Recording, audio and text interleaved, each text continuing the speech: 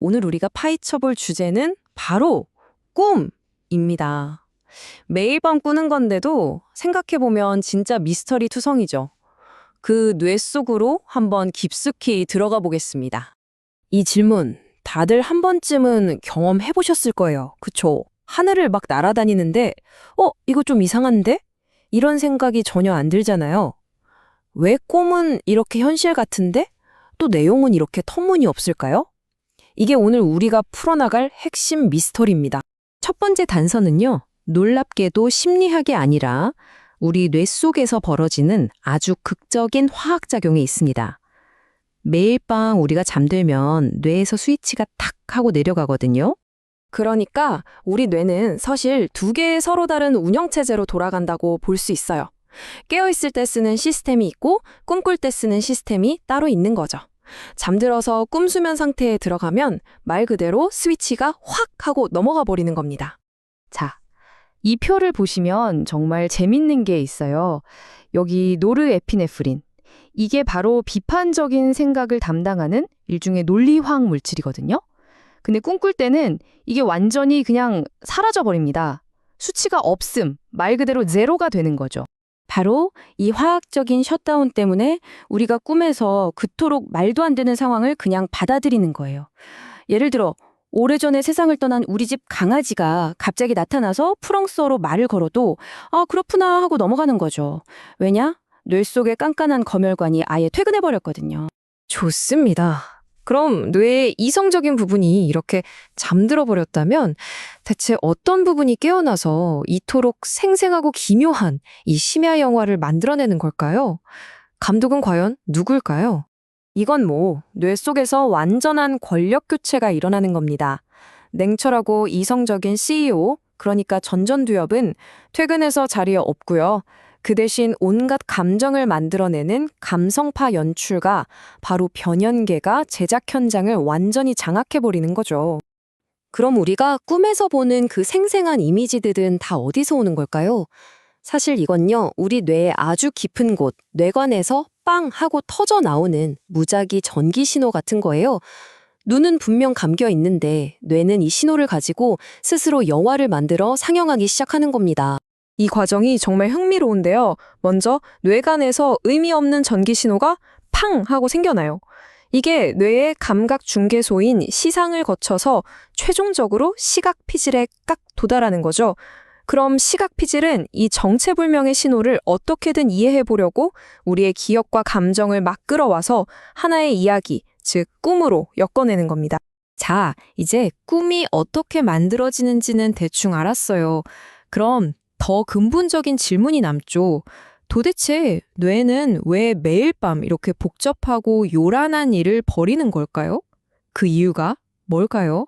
신경과학자 시타르타 히베이루는 여기서 아주 흥미로운 주장을 합니다. 꿈은 그냥 뇌활동의 찌꺼기 같은 게 아니라는 거예요. 오히려 미래에 대비하기 위한 아주 정교하게 설계된 가상현실 시뮬레이션이라는 거죠. 생각해보면 정말 그럴듯해요. 뇌가 매일 밤 우리만의 개인 VR 훈련장을 돌리는 셈이니까요. 포식자에게 쫓기는 꿈을 꾸면서 위기 대처 능력을 연습하고 직장 상사와 다투는 꿈을 꾸면서 사회적인 갈등 해결법을 미리 시뮬레이션 해보는 거죠. 아주 안전한 환경에서요. 그리고 놀라운 건 이 능력이 우리 인간만 가진 최신 기능이 아니라는 겁니다.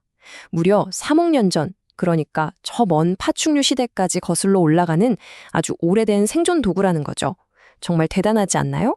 이렇게나 오래된 생존 도구인 꿈을 인류는 지금까지 그저 구경만 해왔습니다. 어젯밤 꿈이 좋았네 나빴네 하는 정도였죠. 하지만 이제 상황이 완전히 달라지고 있어요. 우리가 꿈에 직접 개입하고 심지어 설계하려는 시도가 시작됐거든요. 그 발전 속도를 보면 정말 입이 떡 벌어집니다. 불과 2014년에 자각몽 꿀 때 뇌파가 어떻다는 걸 겨우 알아내는 수준이었는데 보세요. 10년 만에 AI로 악몽을 치료하고 웨어러블 기기로 수면 중의 학습 능력을 향상시키는 기술이 현실이 되고 있습니다. 정말 엄청난 속도죠. 이 기술의 핵심은 이거예요. 우리가 깨어있을 때 배운 어떤 기억에다가 일종의 꼬리표를 붙여두는 겁니다. 특정 소리나 향기 같은 걸로요. 그리고 우리가 잠들었을 때 그 꼬리표를 다시 보여주면 뇌가 알아서 그 기억을 밤새 복습하고 강화시켜주는 거죠. 마치 중요한 파일에 별표를 해두는 것처럼요. 바로 이런 기술들이 현실로 다가오고 있다는 겁니다. AI가 악몽의 결말을 해피엔딩으로 바꿔주는 치료법도 있고요. 머리에 미세한 전기 자극을 줘서 자각몽을 꾸게 유도하는 기술도 있죠. 또 이 헤드밴드처럼 밤새 외국어 단어를 더 잘 외우게 도와주는 장치도 개발되고 있고요. 우리는 이제 꿈을 그냥 분석하는 시대를 넘어서 치료나 능력 향상을 위해 적극적으로 설계하는 시대로 들어가고 있는 겁니다. 자, 그럼 이제 마지막으로 지금까지 나온 단서들을 전부 모아서 최종 결론을 내려보겠습니다. 이 기묘하고 신비로운 꿈의 진짜 정체는 과연 무엇일까요? 오늘 우리가 내린 결론은 이겁니다. 꿈은 혼란스러운 광기가 아니라는 것. 오히려 우리 뇌가 가진 가장 오래되고 가장 창의적인 문제 해결 알고리즘이라는 거죠. 그러니까 꿈의 그 이상한 점들은 버그가 아니라 오히려 가장 중요한 핵심 기능인 셈입니다. 이 알고리즘은 이렇게 작동합니다.